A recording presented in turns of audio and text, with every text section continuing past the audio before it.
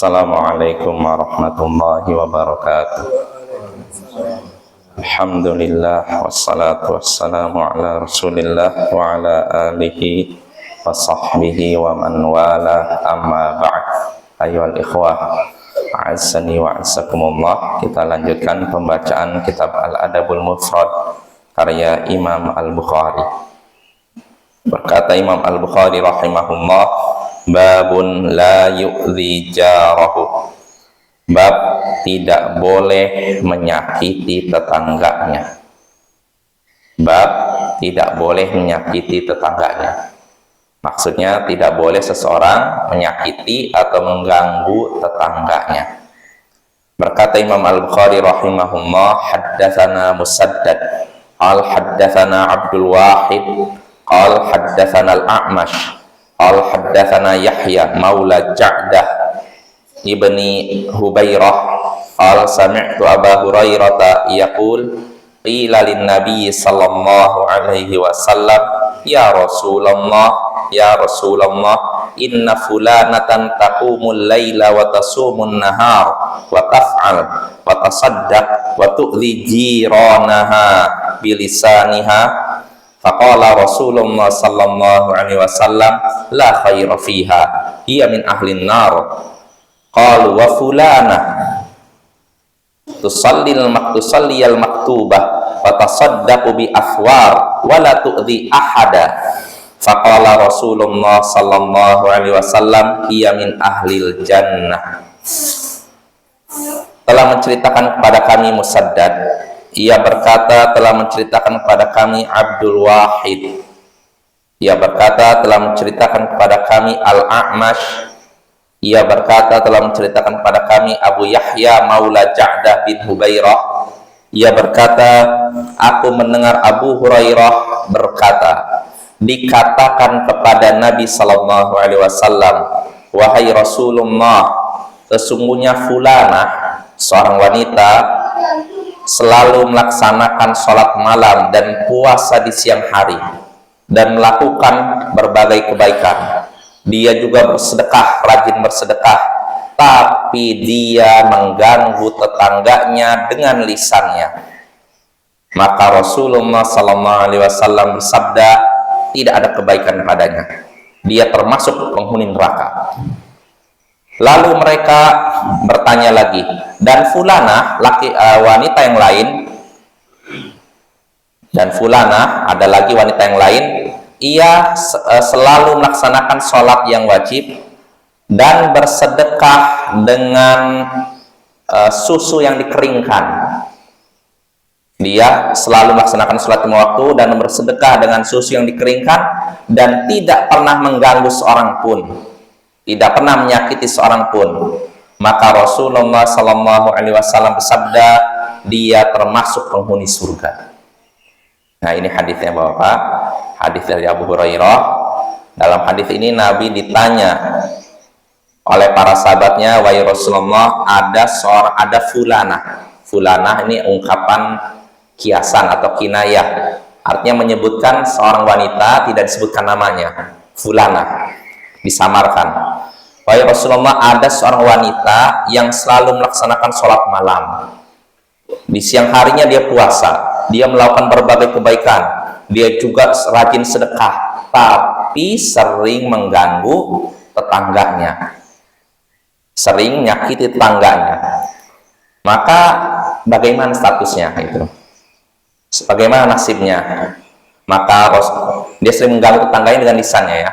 Maka bagaimana nasibnya wahai Rasulullah? Nah, ini yang ditanyakan para sahabat. Maka Rasulullah menjawab dengan tegas, tidak ada kebaikan pada wanita itu, dia termasuk penghuni neraka. Bayangkan, tegas Rasulullah. Lalu para sahabat bertanya lagi, dan ada fulana, wanita yang lain,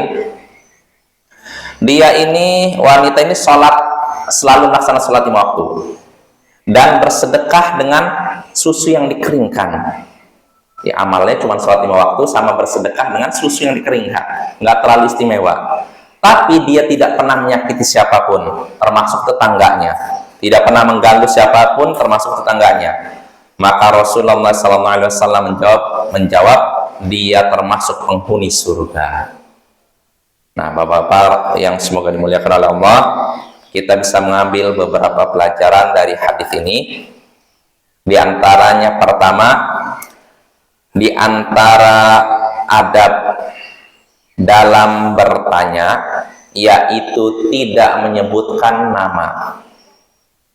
Di antara adab dalam bertanya tidak menyebutkan nama kecuali kalau memang ada maslahatnya. Contohnya dalam hadis ini, para sahabat bertanya kepada Rasulullah, kepada Nabi, wahai Rasulullah, sesungguhnya fulana, fulana artinya fulan, kalau laki-lakinya fulan, kalau perempuan fulana, artinya ada wanita, disebutkan namanya tidak? Tidak kan? Nah ini diantara adab ya.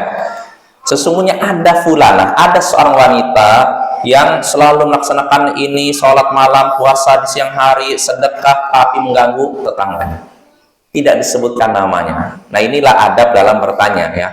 Kalau kita ingin bertanya tentang perbuatan seseorang, misalkan yang kita ketahui, tidak usah disebutkan namanya. Sebutkan aja ada seorang laki-laki, ada seorang wanita begini. Nah ini diantara adab dalam bertanya ya. Kecuali kalau ada maslahat dengan menyebutkan namanya. Misalkan seorang mengadukan kezaliman yang menimpa dirinya, ada orang lain menzalimi dirinya, lalu dia ngadu ke polisi. Atau polisi, siapa yang menyakiti kamu? Takut bapak saya. Nah ini harus sebutkan namanya, nggak mungkin nggak disebutkan namanya. Jelas sebutkan namanya, jelas bulan lahir di sini ya itu. Ini faedah pertama. Lalu faedah kedua yang bisa kita petik dari hadis tadi, tidak mengganggu tetangga ini termasuk sebab masuk surga. Ya. Sebagaimana dalam hadis tadi, ada seorang wanita yang cuma sholat 5 waktu, bayangkan. Sedekah pun cuma dengan susu yang dikeringkan, artinya nggak terlalu besar sedekahnya, tapi masuk surga. Gara-gara apa? Tidak mengganggu siapapun termasuk tetangganya. Itu faedah pertama. Lalu faedah kedua yang bisa kita petik juga dari hadis ini, besarnya hak tetangga. Besarnya hak tetangga. Karena Nabi dalam hadis tadi mengancam orang yang mengganggu tetangga bahwa dia akan masuk neraka. Padahal dia rajin apa? Sholat malam, sholat 5 waktu juga ya. Rajin sholat 5 waktu, rajin sholat malam, puasa di siang hari, sedekah, bayangkan. Tapi ketika dia ganggu tetangga, dia jadi penghuni neraka ya. Maka ini menunjukkan besarnya hak tetangga. Lalu faedah berikutnya yang bisa kita petik dari hadis ini, dan ini terakhir, dosa menyakiti tetangga tidak bisa dihapus dengan banyak sholat sunnah dan banyak puasa sunnah dan juga sedekah. Maka hati-hati Bapak ya, kezaliman itu bukan dosa kecil, dosa besar. Ketika seorang melakukan kezaliman, maka itu tidak bisa dihapus dengan banyak sholat sunnah atau puasa sunnah. Harus minta maaf. Nah, itu kezaliman kepada manusia hanya bisa dihilangkan dengan apa? Meminta maaf kepada orang yang kita zalimi. Contohnya dalam hal ini tetangga. Kalau memang seorang menyakiti tetangga dengan lisannya, perbuatannya, maka cara menghapuskan kesalahannya tidak cukup banyak sholat sunnah. Harus minta maaf ya. Wassallallahu ala nabiyyina Muhammadin wa ala alihi wa sahbihi ajma'in. Wa akhiru da'wana anil hamdulillahi rabbil alamin. Assalamualaikum warahmatullahi wabarakatuh.